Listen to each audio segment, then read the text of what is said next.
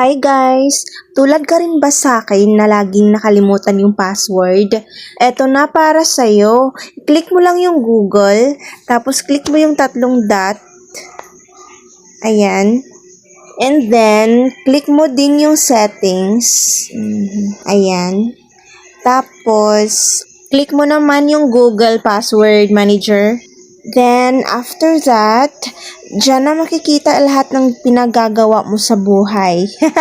Lahat-lahat ng pinuntahan mo na gumawa ka ng mga account na may password na hindi mo na ma-open dahil nakalimutan mo na nga yung password, dyan mo lahat makikita. I-click mo lang yan, tapos nakikita mo yung parang mata sa baba ng number like kana. O, yan. Makikita mo yan pag pinindot mo na yung parang mata. Okay, now isa pang example.